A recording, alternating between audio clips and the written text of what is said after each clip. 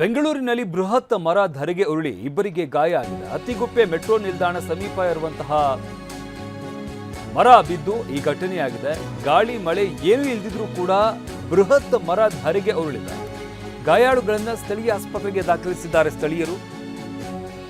ಬೆಂಗಳೂರಿನಲ್ಲಿ ಬೃಹತ್ ಮರ ಧರೆಗೆ ಉರುಳಿದೆ. ಇದರಿಂದಾಗಿ ಇಬ್ಬರಿಗೆ ಗಾಯ ಆಗಿದೆ. ಅತ್ತಿಗುಪ್ಪೆ ಮೆಟ್ರೋ ಸ್ಟೇಷನ್ ಬಳಿ ಆಗಿರುವಂತಹ ಘಟನೆ ಇದು. ಮಳೆ ಇಲ್ಲ, ಗಾಳಿ ಇಲ್ಲ, ಆದರೂ ಕೂಡ ಬೃಹತ್ ಮರ ಧರೆಗೆ ಉರುಳಿದೆ ಅಂತಂದ್ರೆ ಆ ಮರದ ಸ್ಥಿತಿ ಹೇಗಿರಬಹುದು? ಅತ್ತಿಗುಪ್ಪೆ ಮೆಟ್ರೋ ಹತ್ರ ಮರ ಬಿದ್ದು ಗಮನಿಸ್ತಾ ಇದ್ದೀವಿ ಯಾವ ರೀತಿಯಾಗಿ ಆ ಮರ ಧರೆಗೆ ಉರುಳಿದೆ ಅಂತ. ಇದರಿಂದಾಗಿ ಇಬ್ಬರಿಗೆ ಗಾಯ ಆಗಿದೆ. ಸದ್ಯಕ್ಕೆ ಅವ್ರನ್ನ ಆಸ್ಪತ್ರೆಗೆ ದಾಖಲು ಮಾಡಿ ಚಿಕಿತ್ಸೆಯನ್ನು ಕೊಡಿಸಲಾಗ್ತಾ ಇದೆ.